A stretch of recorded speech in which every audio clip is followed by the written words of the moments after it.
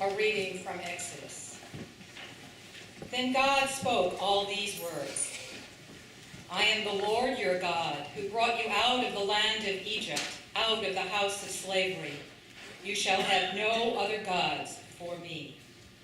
You shall not make for yourself an idol, whether in the form of anything that is in heaven above, or that is on the earth beneath, or that is in the water under the earth.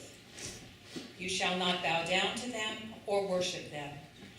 For I, the Lord your God, am a jealous God, punishing children for the iniquity of their parents to the third and fourth generation of those who reject me, but showing steadfast love to the 1,000th generation of those who love me and keep my commandments. You shall not make wrongful use of the name of the Lord your God, for the Lord will not acquit anyone who misuses his name. Remember the Sabbath day and keep it holy. 6 days you shall labor and do all your work, but the 7th day is a Sabbath to the Lord your God. You shall not do any work, you, your son or your daughter, your male or female slave, your livestock, or the alien resident in your towns. For in 6 days the Lord made heaven and earth, the sea, and all that is in them, but rested the 7th day. Therefore the Lord blessed the Sabbath day and consecrated it. Honor your father and your mother, so that your days may be long in the land which the Lord your God is giving you. You shall not murder. You shall not commit adultery. You shall not steal. You shall not bear false witness against your neighbor. You shall not covet your neighbor's house. You shall not covet your neighbor's wife, or male or female slave, or ox or donkey, or anything that belongs to your neighbor. The word of the Lord. Thanks be to God.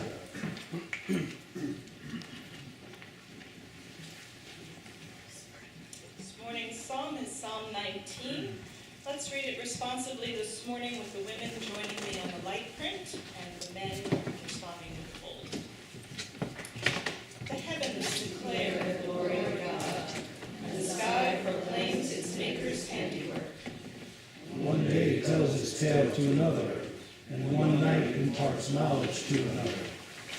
Although they have no words or language, and their voices are not heard, Their sound has gone out into all lands, and their message to the ends of the world, where God has pitched a tent for the sun. it comes forth like a bridegroom out of his chamber.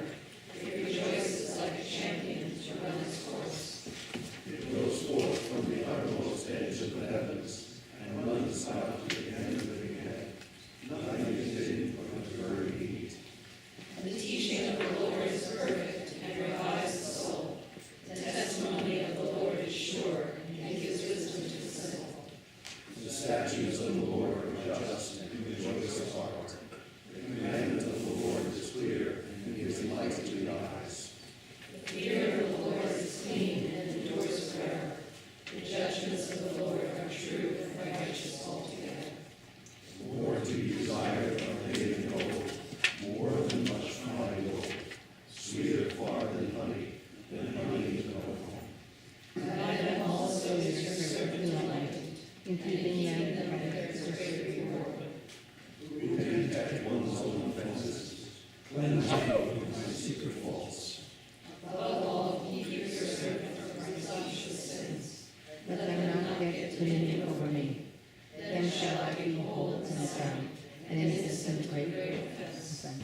Let the words of my mouth and the meditation of my heart be acceptable in your sight, O Lord, my strength and my redeemer.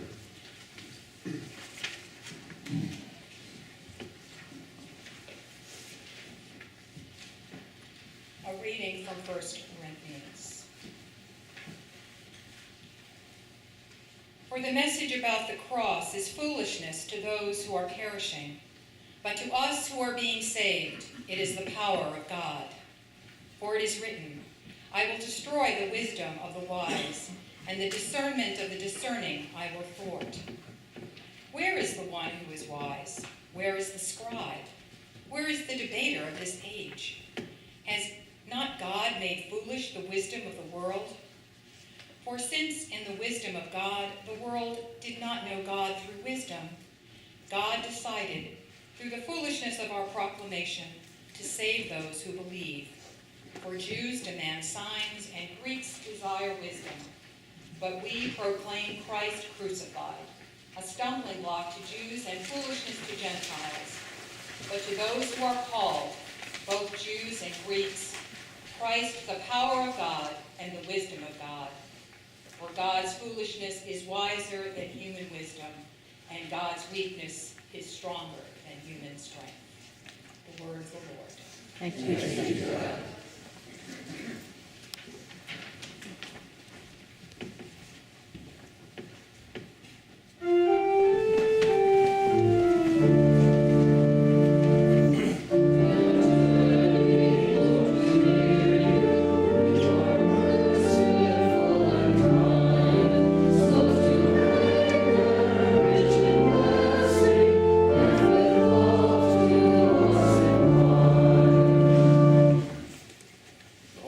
According to St. John, the 2nd chapter. Glory to you, O Lord. The Passover of the Jewish people was near, and Jesus went up to Jerusalem. In the temple he found people selling cattle, sheep, and doves, and the money changers seated at their tables. Making a whip of cords, he drove all of them out of the temple, both the sheep and the cattle. He also poured out the coins of the money changers and overturned their tables. He told those who were selling the doves, "Take these things out of here. Stop making my Father's house a marketplace." His disciples remembered that it was written, "Zeal for your house will consume me." The Jewish authorities then said to him, "What sign can you show us for doing this?" Jesus answered them, "Destroy this temple, and in 3 days I will raise it up." The authorities then said, "This temple has been under construction for 46 years. And will you raise it up in 3 days?" But he was speaking of the temple of his body. After he was raised from the dead, his disciples remembered that he had said this, and they believed the scripture and the word that Jesus had spoken. The gospel of the Lord. Praise be to God. Time for our children's sermon.